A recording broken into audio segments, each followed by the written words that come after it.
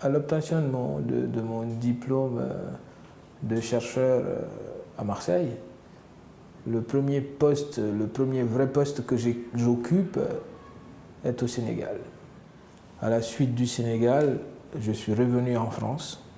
J'ai eu cette fois-ci l'opportunité de m'engager comme volontaire pendant l'épidémie pour revenir travailler en Guinée. D'abord dans le centre de traitement Ebola qui était à Macenta, sous l'égide de l'EPRUS, l'établissement de préparation aux urgences sanitaires, aujourd'hui faisant partie de Santé publique France. J'arrive à Macenta, où l'Institut Pasteur avait installé un laboratoire dans une gare routière qui a été réquisitionnée à cet effet. J'enfile la combinaison intégrale pour la première fois. En ce moment, je commence à me poser la question, ouais, peut-être ce que ta femme t'a dit, elle a peut-être raison.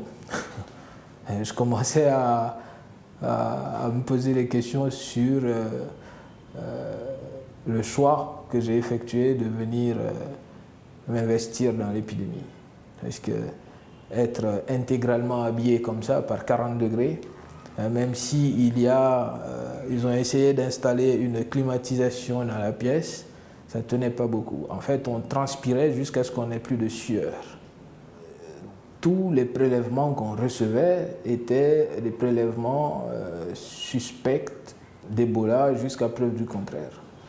Donc lorsqu'on mettait la blouse, on vérifiait le moindre petit millimètre de la blouse pour voir qu'il n'y ait pas d'ouverture possible. Et ce qu'on évitait le plus, c'était de se faire éclabousser par les prélèvements, parce que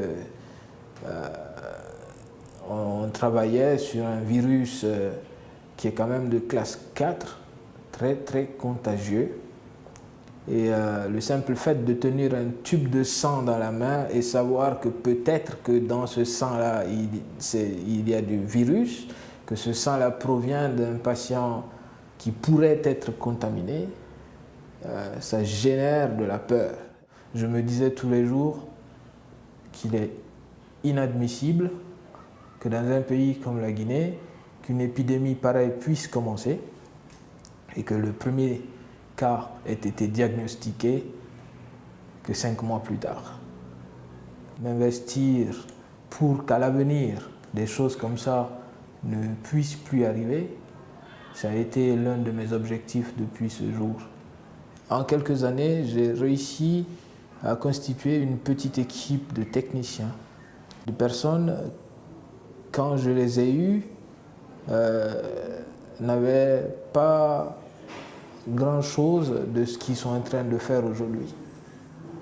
En gros, des personnes avec lesquelles je suis parti de rien pour obtenir une équipe capable de tenir un laboratoire aujourd'hui, même en mon absence.